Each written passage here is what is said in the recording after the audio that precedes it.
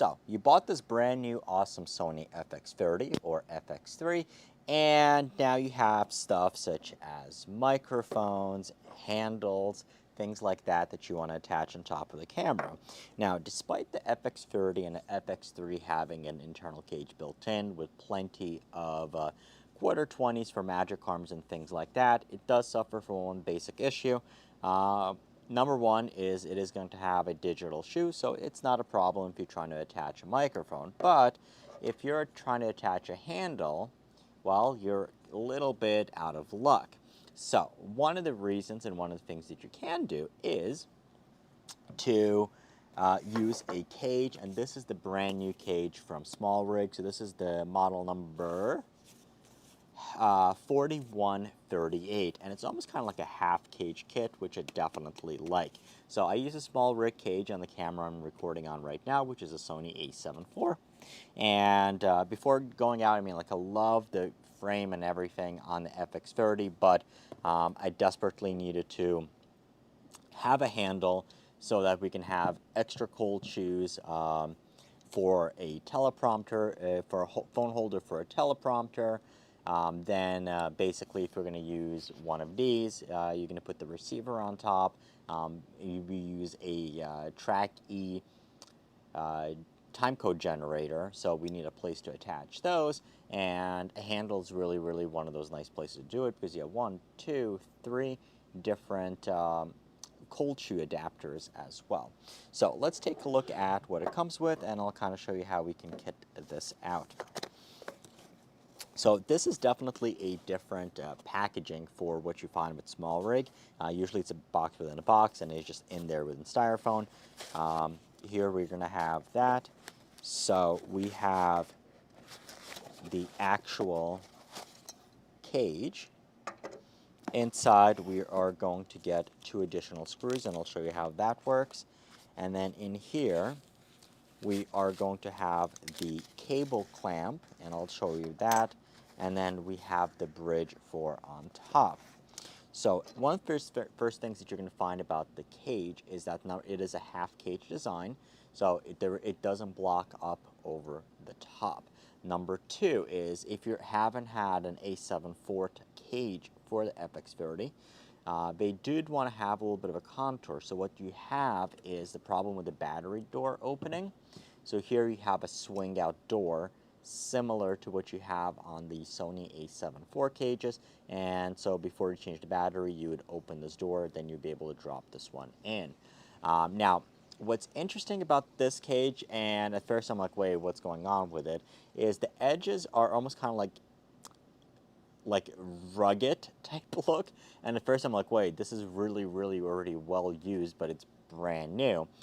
They're kind of going for this vintage type look. So all of the edges are basically a little bit rub off, where we kind of have this vintage look. I thought it was just mine, but it actually is made this way. The other cages are not, so do keep that in mind. All right, so the way that you're going to install this is you're going to take your FX3. If you have a plate on there, you would want to remove that.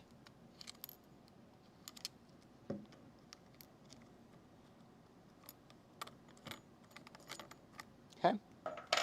Now, you actually don't need to take the lens out for the most part, unless you have like a really big, massive lens.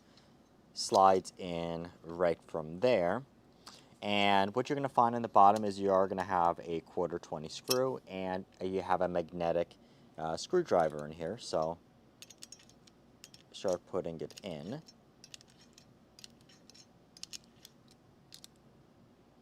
Okay. So we're not going to tighten it up all the way, because on the sides here, you're going to see you have 2 screw holes here. So this is what these screws are going to be for. They are also going to secure the external cage from the 2 sides. So we're going to have one here that we're going to drop in.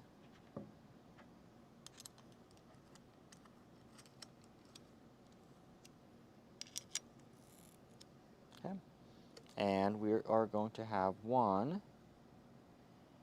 which is on this side, and this is a smaller screw.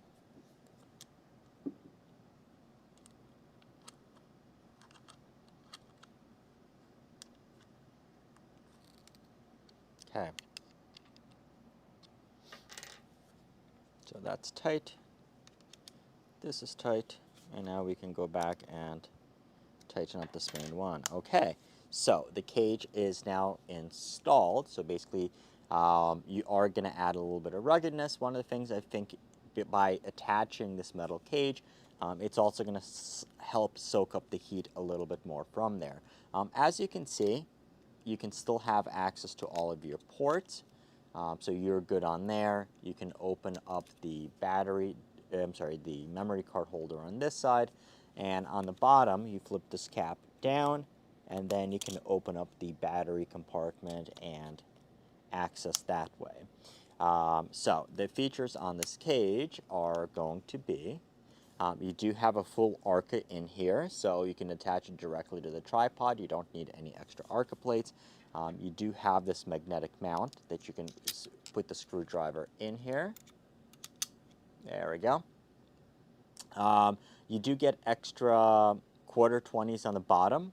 If you do, let's say, for example, want to add it to a slider or things like that, you have ample 3/8 and quarter-inch screws on here. And then you have an additional cold shoe adapter here. So the next thing is you're going to have an option if you want to install this bridge.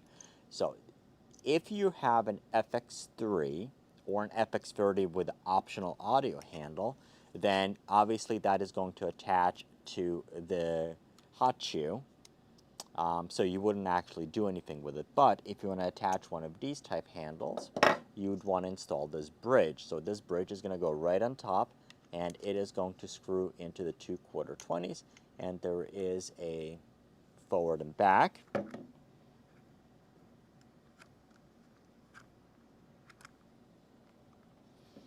Okay, so same thing.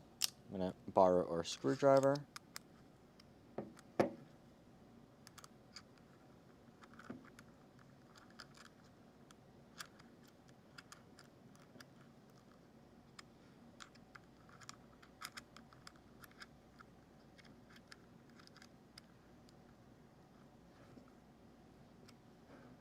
Okay, so what we now have here is a bridge.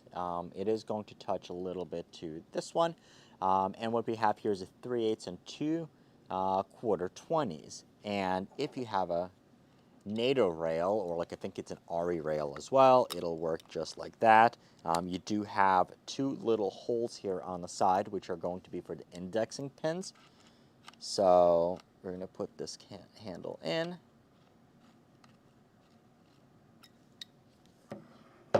And I guess I'll put it as I do usually, pointing forward. And we are good. So now we have our cage and we have our handle on the FX30. So I probably put our timecode reader on there and the receiver. So I do like putting the microphone here on the side. So we would have that, connect the cable right here into the side as well, so you're good. Alternatively, if you want, you can actually just position the audio. Once again, depending on your needs, you can mount the microphone wherever you want to. So totally up to you. Now the final thing, which we haven't, you can do that as well, depending on the lens, but this is an ultra wide, so it might actually cover it. Actually, this is a good one. So we have an 11mm here, and